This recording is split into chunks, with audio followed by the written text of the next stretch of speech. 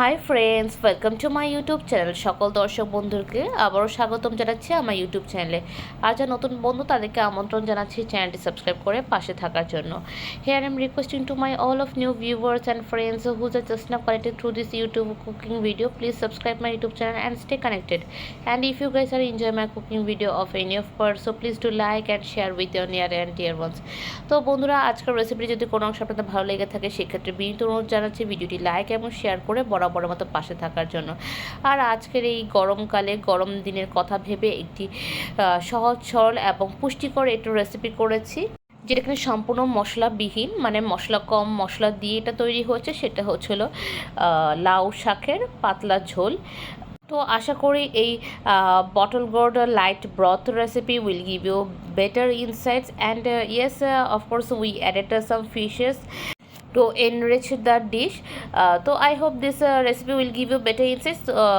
তো আর কথা না বাড়িয়ে চলুন তাহলে মেইন পর্বে শুরু করে নিই। তো আশা করি রেসিপিটি আপনাদের আজকে অনেক অনেক উপকৃত করবে, কারণ এই গরমকালে এরকম একটা রেসিপি হলে আসলে ভাতের সাথে বা রুটির সাথে আর কিছু লাগবে না। দেখি মনে হচ্ছে খুবই একটি পুষ্টিকর রেসিপি। তো চলুন আমরা আজকে এই পুষ্টিকর রেসিপিটি সম্পূর্ণ ডিটেলস জেনে নিই। তো প্রথমে যেহেতু বলেছি এটা লাউ শাকের পাতলা ঝোল, তো অফকোর্স লাউ শাকের পাতা এবং তার ডাঁটাগুলো আমি সুন্দর করে কচি কচি করে কেটে নিয়েছি এবং পরিষ্কার করে শুকিয়ে আপনাদের সামনে দেখানো হচ্ছে। আর তার সাথে আছে পুঁটি মাছ, যেটা কিনা আমাদের বাঙালিদের অনেক অনেক পছন্দ। তো ওই মাছটাকে আমি ভালো করে ধুয়ে পরিষ্কার করে আঁশটা কেটে নিয়ে নিচ্ছি। আর এখানে কিছু মশলা দিচ্ছি, সেই মশলা হচ্ছিলো হলুদ, নুন দিয়ে দিচ্ছি সামান্য লাল মরিচের গুঁড়ো, এবং দিয়ে এটাকে ভালো করে মিক্সড করে নিব, আই মিন টু সে ভালো করে ম্যারিনেট করে নিব। এবং সবসময় কিন্তু মাছ কিন্তু ভালো করে ম্যারিনেট করতে হয়, এবং এটাকে আমি 5 থেকে 6 মিনিট ধরে ম্যারিনেট করেছি। তো এখন চলে যাচ্ছে পরবর্তী স্টেপে। আমি একটি ফ্রাই প্যান নিচ্ছি, ফ্রাই প্যানটি ভালো করে গরম করে নিয়েছি এবং গরম করার পরে আমি তেল দিয়েছি এবং তেলের পরিমাণ সামান্যই দিয়েছি, মাছ ভাজতে যতটুকু তেল লাগা হয়। তো এখন আমি সেই ম্যারিনেট করে ফিশগুলো, পুঁটি মাছগুলো বা বার্ফ ফিশগুলো আমি এখানে দিয়ে দিচ্ছি। তো দেখতেই পাচ্ছেন আমি একটু ছড়িয়ে ছিটিয়ে করে দিয়ে দিচ্ছি। কড়াইতে হলে দেখা যায় যে 1 বাই 1 করে ভাজা কত টাইম লাগে, তো এই ক্ষেত্রে আমি ফ্রাই প্যান প্রিফার করি। আপনারা এই প্রিফারেন্সটা মাথায় রাখবেন। তো এভাবে করে আমি মাছগুলো ভেজে নিচ্ছি।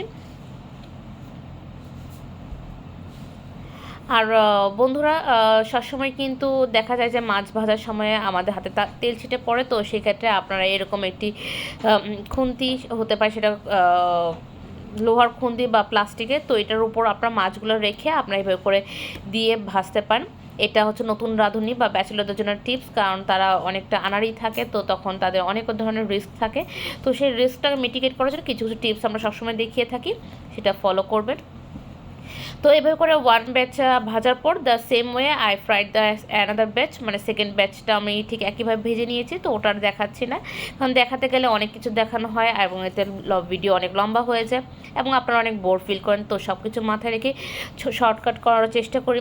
তো এখন আমি চলে যাচ্ছি পরবর্তী স্টেপে। আমি নিয়ে নিচ্ছি একটি কড়াই নিয়ে নিচ্ছি সামান্য জল, এবং জল নিয়ে আমি এখানে আলুগুলো সেদ্ধ করতে দিয়ে দিয়েছি সামান্য নুন দিয়ে, এবং এটাকে ঢাকনা ঢেকে দিয়েছি সেদ্ধ করার জন্য।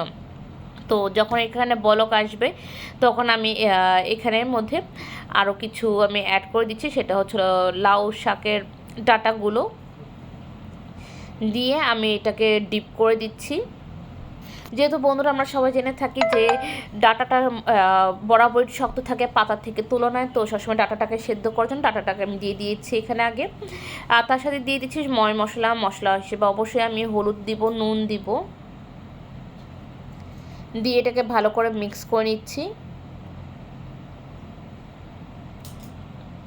দিয়ে দিচ্ছি সামান্য পরিমাণ তেল, মানে 1 টেবিল স্পুনের মতো তেল দিয়ে দিচ্ছি, দিয়ে আমি এটাকে ঢাকনা ঢেকে দিচ্ছি। বন্ধুরা, এখানে 5 থেকে 6 মিনিট আমি এটাকে বয়েল করেছি। আর আমি বলে রাখি, এখানে যে আমি জলটা ব্যবহার করেছি সেটাই কিন্তু মেন ঝোল বা পাতলা ঝোল। তো এই ঝোলটাকে মাথায় রেখেই কিন্তু আজকে সম্পূর্ণ রান্নাটা হবে। তো জলটা দেবার সময় ওরকমভাবে চিন্তা ভাবনা করে জলটা দিবেন। তো এখন আমি ঢাকনাটা খুলে আমি পাতাগুলো দিয়ে দিচ্ছি, কারণ পাতাগুলো বয়েল হতে বেশিক্ষণ লাগবে না, হাইয়েস্ট 4 to 5 মিনিটস। তো বন্ধু, এটা রান্নাটা সাধারণ হলেও খেতে একেবারে অসাধারণ দুর্দান্ত এবং নর্মাল দিনে বা হচ্ছিলো এরকম একটানা আমিষের পর এরকম একটি পাতলা ঝোল হলে খুবই খুবই খুবই ভালো লাগে, স্পেশালি এরকম ভ্যাপসটা গরমে। তো এই সব কিছু কথা মাথায় রেখে আজকে এই রেসিপি। তো এখন আমি এটাকে ঢেকে দিচ্ছি আবার 5 থেকে 6 মিনিট, যেহেতু আমি বলেছি পাতাটা বয়েল হতে 5 থেকে 6 মিনিট নেবে। তারপর আমি ঢাকনাটা খুলে আমি দিয়ে দিচ্ছি চেরা কাঁচা লঙ্কা। আমি এখানে গোটা 6-7 মতো গোটা লঙ্কা দিয়েছি। আপনার চাইলে এখানে প্লাস মাইনাস করতে পারবেন আপনাদের ঝালের কথায় মাথায় রেখে। বাট এটা একটু সামান্য একটু ঝাল ঝাল হবে, পাতলা এবং ঝাল ঝোল হবে। দেন আমি এটাকে আবার কভার করে দিচ্ছি 4 to 5 মিনিটসের জন্য আগে। তো 4 থেকে 5 মিনিট পর যখন এইভাবে করে বলক আসা শুরু করবে, তখন আমি এটাকে একটু ভালো করে নাড়াচাড়া করে নিব। তো বন্ধুরা, এভাবে করে আমি আরও 4 থেকে 5 মিনিটের মতন এইভাবে হাই ফ্লেমে করে রান্নাটা করব, এবং অবশ্যই সাথে দিয়ে দিব পরিমাণ মতো নুন দিয়ে আমি এটাকে ভালো করে মিক্স করে দিব। তো এটা এইভাবে হচ্ছে। ইন দ্য মিন টাইম আমি এখানে একটা তড়কা দিব। তো তড়কাতে আমি কি ফোড়ন দিচ্ছি সেটা আমি এখন দেখাচ্ছি। এটাকে আমি অন্য চুলায় নিয়ে নিচ্ছি, আর হচ্ছিল এই চুলাতে আমি সেই একই ফ্রাই প্যানে যেটাতে আমি মাছগুলো ভেজেছি সেখানে আর একটু তেল অ্যাড করে দিব, এবং তেল গরম হয়ে গেলে সেখানে আমি ফোড়ন হিসেবে প্রথমে দিয়ে দিচ্ছি শুকনো লঙ্কা, এবং শুকনো লঙ্কাটা আমি ভেঙে দিয়ে দিয়েছি 2টো শুকনো লঙ্কা। শুকনো লঙ্কাটা একটু হালকা বাদামি রঙে পরিণত হয়ে গেলে আমি এখানে দিয়ে দিব আরেকটি ফোড়ন, যেটি হচ্ছিল কালো জিরে। তো আমি এখানে 1 চিমটি কালো জিরে দিয়ে দিয়েছি, এবং শুকনো লঙ্কা এবং কালো জিরে ভালো করে আমি আরও 20 থেকে 25 সেকেন্ডের মতো ভাজা ভাজা করব।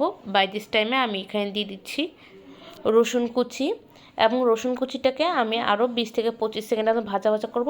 আই মিন টু সে বাদামি বর্ণের হয়ে গেলে, গোল্ডেন বাদামি বর্ণের হয়ে গেলে আমি এখানে সেই ঝোলটা অ্যাড করে দিব, যেটা কিনা বলেছি লাউ শাকের পাতলা ঝোল, সেটা অ্যাড করে দিচ্ছি। দিয়ে আমি এটাকে ভালো করে নাড়াচাড়া করে দিয়ে দিচ্ছি।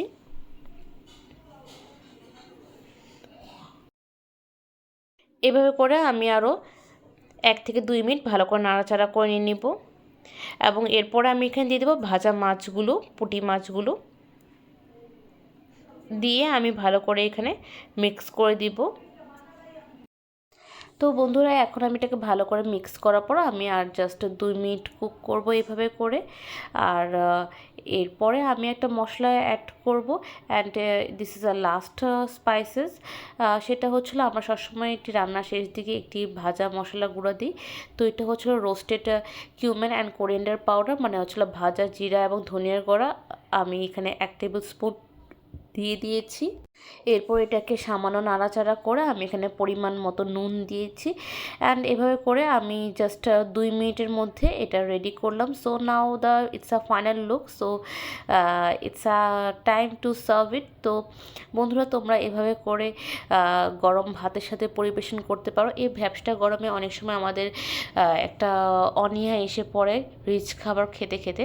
তো তেমন একটি দুপুরবেলায় যদি একটু ভাতের সাথে এরকম একটি লাউ শাকের ডাঁটা এবং পাতা দিয়ে যদি একটু পাতলা ঝোল হয়, তাহলে একদম খুবই খুবই খুবই দুর্দান্ত হবে। এটা সম্পূর্ণ একটি পুষ্টিকর একটি রেসিপি, এবং এখানে অনেক মশলা কম দেওয়া হয়েছে, তাই এটাকে আমি বলছি মশলাবিহীন একটি রেসিপি। আশা করি আমার এই বটল গড লাইট ব্রথ কারির রেসিপি আপনাদের অনেক পছন্দ হয়েছে। So please let us know your valuable comments in our comment section, because your each and every comments always motivate us to continue this YouTube channel. And thank you so much for your love and support, and please do like, because your each and every like, video full watch is always helping us to increase our video reach. And thank you for your support from the day 0 to till today's date. And আজকের রেসিপিটা এতটুকুই রইলো। আবার দেখা হবে অন্য একটা recipe নিয়ে, অন্যরকম কথোপকথন নিয়ে। ততক্ষণ পর্যন্ত বন্ধুরা তোমরা সুস্থ থেকো, ভালো থেকো, টাটা, bye bye, and take care.